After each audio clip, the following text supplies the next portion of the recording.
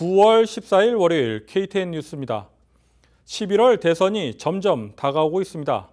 그런데 이번 11월 투표에서는 공직자 선출 관련 투표만 한 것은 아닙니다. 귀넷 카운티의 경우에는 우리의 삶과 매우 밀접한 세금과 관련된 투표도 하게 되는데요. 우리가 투표를 꼭 해야 하는 이유입니다. 어떤 내용인지 김용성 기자가 보도합니다. 귀넷 카운티 유권자들은 이번 11월 대선에서 공직자 투표 이외에도 두 가지 세금에 대한 투표를 하게 됩니다. 하나는 귀넷 카운티 대중교통 확장 계획에 대한 세금이고 다른 하나는 귀넷 카운티 교육 예산 관련 세금입니다. 두 세금은 일명 페니세일 텍스로 각각 1달러당 1센트의 매출세가 추가되는 것입니다. 귀넷 카운티의 대중교통 확장 계획에는 말타 전철 노선을 도라벨까지 연장하는 내용과 고속버스를 포함한 신규 버스 노선 도입 및 기존 노선 확장에 대한 내용이 포함되어 있습니다. 만약 해당 계획이 주민투표를 통과할 경우 해당 계획의 예산을 위한 매출세가 향후 30년간 유지됩니다.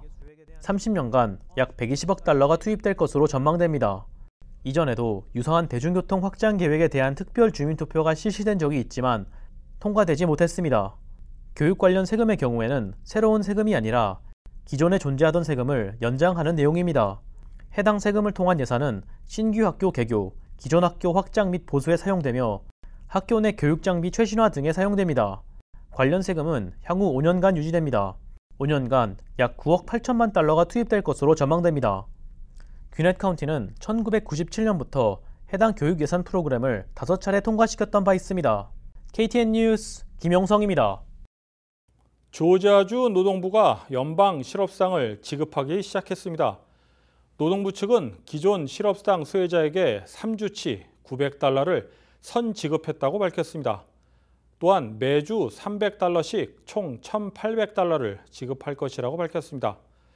연방재난관리청 FEMA는 지난 8월 트럼프 대통령의 행정명령에 따라 실업수당 연방 추가 지급을 12월 말까지 지속할 것이라고 밝힌 바 있습니다.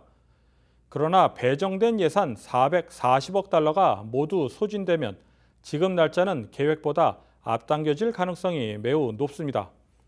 한편 한인들이 많이 가입되어 있는 단체 카톡방에는 연방 실업수당 지급과 관련해 질의응답이 계속 이어지고 있습니다. 2020 센서스가 오는 30일 마감됩니다. 그런데 조지아주의 2020 센서스 응답률이 매우 낮은 것으로 나타나 관련 당국이 긴장하고 있습니다. 응답률이 1% 낮아질 때마다 매년 지급되는 연방정부 지원금이 7,500만 달러씩 줄어들기 때문입니다. 연방 센서스국의 13일 통계에 따르면 조지아주의 응답률은 84.7%를 기록하며 전국 48위에 올랐습니다. 엘라바마주는 83.7%를 기록하며 전국 꼴찌를 나타냈습니다. 한편 응답률 1위는 아이다호주로 99.3%를 기록했습니다. 노스 조지아 테크니컬 칼리지 마크 이베스터 총장이 13일 향년 57세 일기로 세상을 떠났습니다. 지난 8월 5일 코로나19에 감염된 후 노스 조지아 헬스 시스템 병원에 입원해 있었습니다. 노스 조지아 테크니컬 칼리지가 위치한 허버섬 카운티는 조지아 북부 지역에서 감염률이 매우 높은 지역으로 나타난 곳입니다. 이베스터 총장의 사망 소식에 대학 측은 애도를 나타냈으며 브라이언 캠프 주지사도 트위터를 통해 애도의 마음을 표했습니다. 이상으로 9월 14일 KTN 뉴스를 모두 마칩니다. 시청해주신 여러분 고맙습니다.